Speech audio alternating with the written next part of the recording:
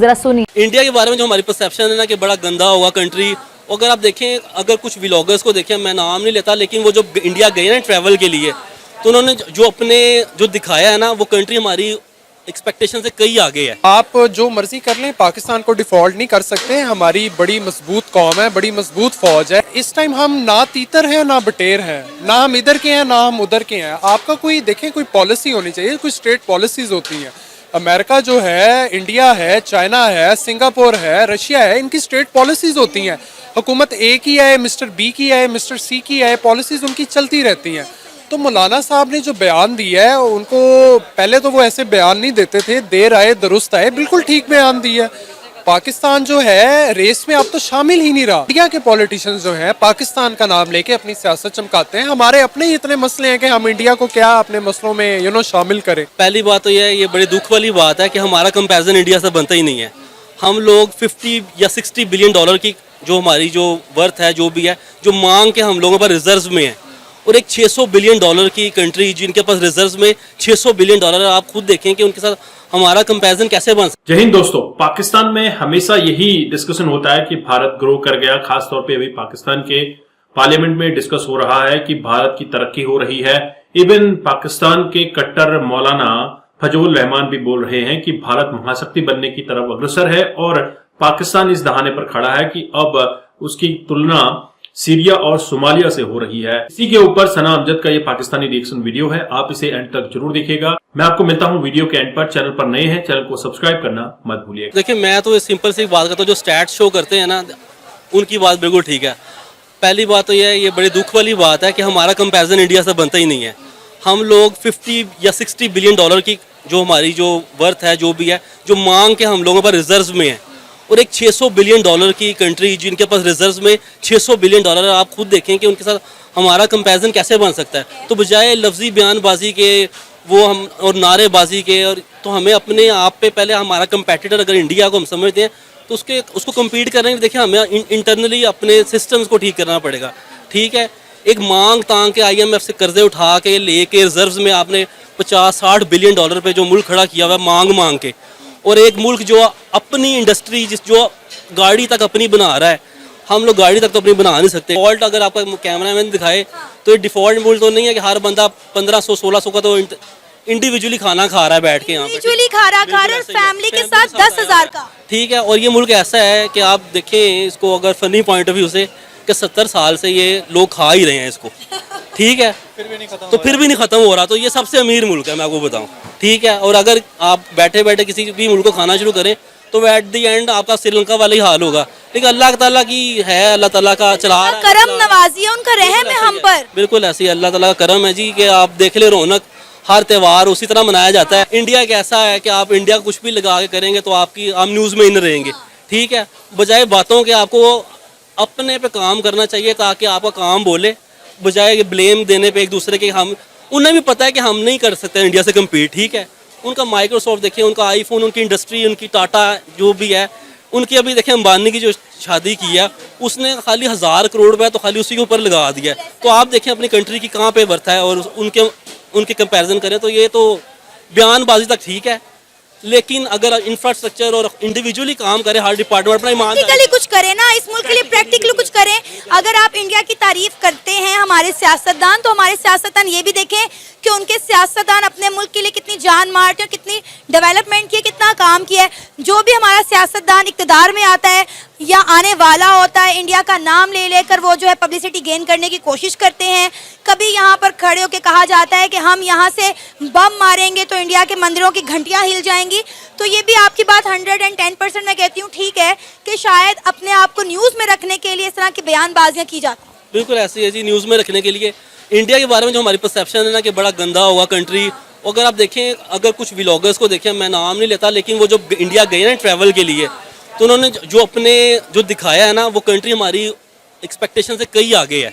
उनके रोड, उनका हर स्टेट का आपको पता वहाँ पे वर्स्ट आए हर तरह की, और जो पेट्रोल रेट है वहाँ पे, तो वो बड़ा ऑर्गेनाइज कंट्री है। देखिए, अच्छे बुरे लोग हर जगह पे होते हैं। ये जो मजहबी किस्म के फसादात में कुछ लोगों को इसका बेनिफिट है, इस लोगों, ठीक है, ये मजहबी लोगों के बढ़ा कर बताने से कि हिंदू मुस्लिम की लड़ाई, ये हर जगह पे है। ठीक है, लेकिन उन्होंने एटलीस्ट दिखाया इस दुनिया को। मैं आपको बता रहा हूँ 600 बिलियन डॉलर की उनके एसेट्स जो 600 बिलियन डॉलर के, और हमारे मांग के इकट्ठा करके, तो देखें अब उस पर अगर हम नाराबाजी या करेंगे तो हमारे पास अपना कुछ भी नहीं है। उन्होंने बिल्कुल ठीक कहा है कि इंडिया जो है इस टाइम सुपर पावर बनने की रेस में है। चाइना में एशियन टाइगर्स के बाद, चाइना के बाद इंडिया का नाम ही आता है, पाकिस्तान का नाम दूरों दूर तक नहीं आता है। उसकी वजह ये है कि हमारा जो पॉलिटिकल निज़ाम है, जो एडमिनिस्ट्रेटिव निज़ाम है, जो हाइब्रिड निज़ाम है, वो नाकाम हो गया। आप यानी कि जब तक आप या देखें, या तो आप सोशलिस्ट निज़ाम ले आए यहाँ पे चाइना की तरह, नॉर्थ कोरिया की तरह, या आप जमहूरियत ले आए यूके की तरह, अमेरिका की तरह। देखें ना, कोई इस टाइम हम ना तीतर हैं ना बटेर हैं, ना हम इधर के हैं ना हम उधर के हैं। आपका कोई देखें, कोई पॉलिसी होनी चाहिए, कोई स्टेट पॉलिसीज होती हैं। अमेरिका जो है, इंडिया है, चाइना है, सिंगापुर है, रशिया है, इनकी स्टेट पॉलिसीज होती हैं। हुकूमत ए की है, मिस्टर बी की है, मिस्टर सी की है, पॉलिसीज उनकी चलती रहती हैं। तो मौलाना साहब ने जो बयान दिया है, उनको पहले तो वो ऐसे बयान नहीं देते थे, देर आए दुरुस्त आए, बिल्कुल ठीक बयान दिया है। पाकिस्तान जो है रेस में अब तो शामिल ही नहीं रहा। आपकी स्टेट पॉलिसी थी पिछले 70 सालों से कि इंडिया आपका आर्च नेमेसिस है, आपका जानी दुश्मन है, पहले दिन से आपका मुखालिफ है। वो इस टाइम जो है आपकी पॉलिसी रिवर्स हो गई है, इंडिया आपका दुश्मन नहीं है। मैं रिसेंटली ISPR की मैं वीडियोस देख रहा हूँ, मुझे तो इंडिया का कोई नामो निशान नहीं नज़र आ रहा। मुझे नामो निशान नज़र आ रहा है एक स्पेसिफिक सियासी जमात का, जो कि ये बहुत अनफॉर्चुनेट बात है। मैं ये नहीं कहता कि वो जमात ठीक है, लेकिन देखिए जो सरबरा होता है ना, वो मुल्क का बड़ा होता है। जैसे आर्मी चीफ है, वो मुल्क के बड़े हैं, हम सारे उनके बच्चे हैं।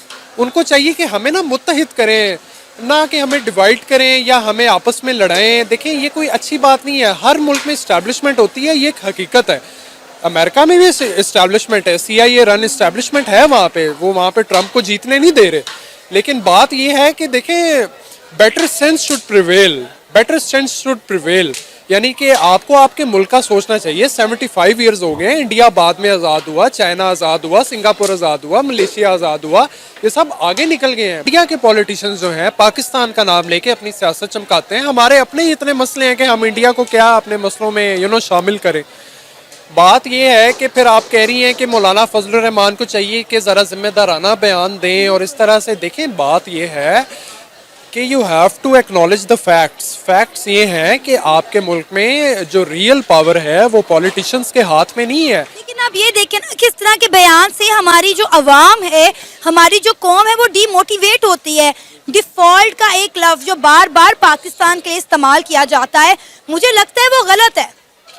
देखें, मेरा ज़ाती ये ओपिनियन है कि पाकिस्तान डिफ़ॉल्ट नहीं होगा। Pakistan is here to stay. आप जो मर्जी कर लें, पाकिस्तान को डिफॉल्ट नहीं कर सकते। हमारी बड़ी मजबूत कौम है, बड़ी मजबूत फौज। दोस्तों, आपने ये वीडियो देखी और आपको आइडिया लग गया होगा कि पाकिस्तान में हमेशा भारत की तारीफ क्यों चल रही है। खासतौर पे अभी पार्लियामेंट के अंदर भारत की तरक्की के गुण गाए जा रहे हैं। पाकिस्तान से कई ब्लॉगर्स, कई यूट्यूबर्स भारत आए और उन्होंने भारत की प्रेजेंट सिचुएशन अपने वीडियोस के माध्यम से पाकिस्तान में दिखाई। इवन पाकिस्तान के पत्रकार जब भारत आए हुए थे, उन्होंने भारत की तारीफ की, भारत के हर फैक्टर्स को लेकर उन्होंने डिस्कशन किया कि भारत में किस तरह से ग्रोथ हो रही है। तो इसी के ऊपर पाकिस्तानी कहते हैं कि पाकिस्तान की तुलना तो भारत से हो ही नहीं सकती, क्योंकि पाकिस्तान आज के समय पे 50-60 बिलियन डॉलर का ही अभी उसका रिजर्व है और भारत का रिजर्व मोर देन 650 बिलियन से ऊपर पहुंच चुका है। बोले तो ये हम फॉरेन इन्वेस्टमेंट की बात कर रहे हैं और इससे भारत का जो रुतबा है ये तो बढ़ता ही है। साथ ही साथ भारत ने जिस तरह से ग्रोथ की है, मेन 4 फैक्टर्स हैं भारत की ग्रोथ को आगे बढ़ाने में, जिसमें लैंड, भारत ने जितनी भी फॉरेन कंपनीज आई है उनको लैंड मुहैया करवाया है। दूसरा है कैपिटल, फॉरेन इन्वेस्टमेंट लगातार बढ़ रहा है तो कैपिटल इंक्रीज हो रहा है। तीसरा है लेबर, स्किल्ड लेबर भारत में मिल रही है और इससे जो कंपनीज भारत में लग रही है उनको काफी सस्ते दरों पे लेबर भी मिल रही है। तो कंपनीज आ रही है, पैसा लग रहा है, पैसा बन रहा है। इसके अलावा चौथा फैक्टर जो है वो है एंटरप्रेन्योरशिप का। भारत सरकार ने एंटरप्रेन्योर्स को पूरा प्लेटफॉर्म प्रोवाइड किया है ताकि वो अपने जो स्किल है उसको डेवलप कर सकें, कुछ ऐसे प्रोडक्ट डेवलप कर सकें, पेटेंट करवा सकें, दुनिया के देशों में उसे एक्सपोर्ट कर सकें। तो इससे काफी ज्यादा भारत में ग्रोथ भी दिख रही है और खासतौर पे नरेंद्र मोदी कार्यकाल में जो छवि भारत की बनी है, इससे पूरी दुनिया ने अंदेशा लगा लिया है कि भारत तीसरी बड़ी मैशियत बनने की तरफ अग्रसर है और पाकिस्तानी भी यही कहते हैं कि भारत बहुत जल्दी तीसरी बड़ी मैशियत बन जाएगा, तीसरी बड़ी इकोनॉमी बन जाएगा और इससे दुनिया में भारत का दबदबा बढ़ जाएगा। और पाकिस्तान को पूरी दुनिया ने अलग थलग इसी वजह से किया हुआ है कि पाकिस्तान में अभी कुछ बचा नहीं है। पाकिस्तान का इस्तेमाल हो चुका है, पहले रशियंस ने इस्तेमाल किया, अभी आप देख रहे हैं अमेरिका ने इस्तेमाल किया, अब पाकिस्तान में फिलहाल कुछ है नहीं। चाइनीज के चंगुल में पाकिस्तान फंसा हुआ दिख रहा है। आपके क्या विचार हैं जरूर कमेंट कीजिएगा। चैनल पर नए हैं, चैनल को सब्सक्राइब करना मत भूलिएगा।